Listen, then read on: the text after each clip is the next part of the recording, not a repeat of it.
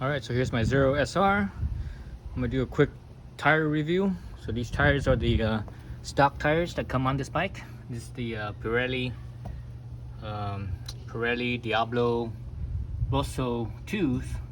So the Rosso 2s are a little bit older, technology wise. I think I'm not even sure what the current ones are. So in the Pirelli tires, Diablos are the sport tires, Angels are the sport touring tires.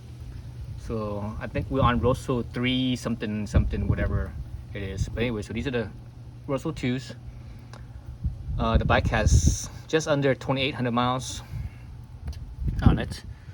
So just under 2,800 miles. The rear tire still looks like it has probably half life, I'm thinking. It's about half life. Looking at the wear bar indicators, that looks like about half life to me. But the front tire, I'm just almost flush with the wear bar. The throttle side, just a little bit of life left.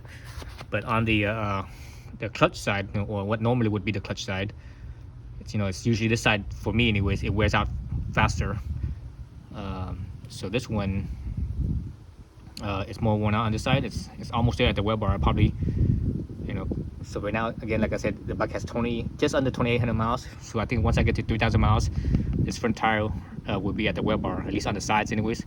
The center is pretty close too. And the center is pretty close right here on this, again, on the clutch side, or what normally would be the clutch side, it wears out faster for me.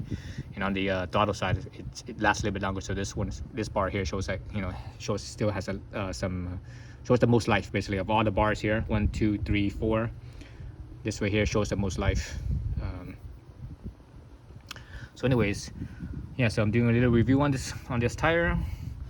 And you see, front, I don't think I've ever gotten to the edge of a front tire on a street bike. When I used to race mini bikes, I've gotten to pretty much to the edge, but not for a street ridden bike. And I don't ever want to get that far. That's just asking for trouble for on streets when you're riding that fast, you're riding that aggressively. That's just asking for trouble. So that's my front. That's a little bit smaller than my pinky. It's probably the width of about the width of, well, it's a little bit wider than the width of the pinky nail. But the pinky itself, smaller than that. But this width right here is probably, I'm thinking about half an inch. Let's see, this side is gonna be even less. It's even a little, well, it's hard to tell. Looks like it's a little less. It looks like the width of my pinky nail, so a little less, and this side has actually a little more. So that's pretty normal too. The clutch side usually, the left side, people tend to are able to lean more aggressively, but it could be also riding on the right side of the road versus riding on the left side of the road, right? If you're in the British Empire countries, they ride on the wrong side of the road, so it's a little bit different. The wear might be opposite, but who knows? Anyways, so that's that. In the rear, got plenty of meat here. So this right here is like the width of my thumbnail. So that's the throttle side. Clutch side is gonna be less, so smaller than my thumbnail.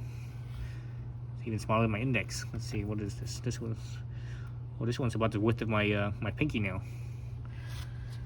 So anyways, so again, let's look at the performance of these tires. Let's look at the size. So the size here is 140/70/17.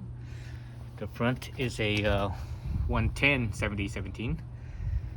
So basically, this size tire is common on the 300 class bikes, like the like the CBR 300, Ninja 300, the Yamaha R3, right? So anyway, so as far as how this performs, so I bought this bike used with around 2,200 miles, 2,300 miles, around there somewhere. So basically I put about 500 miles on this bike. And it was, when I bought it, it was pretty much, it had a little bit more life obviously, but it was pretty much at at the end, towards the end of its life anyway already. So from that time up for the riding, I found that these Pirelli's Rosso 2s are I'm not a fan of them. So they grip kind of okay.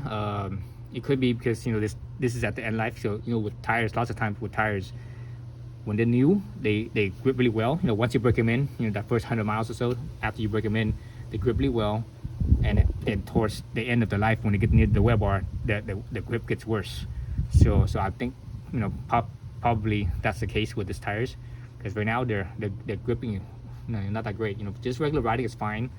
I'm riding up in the twisties. If I go slow and take it easy, it's okay.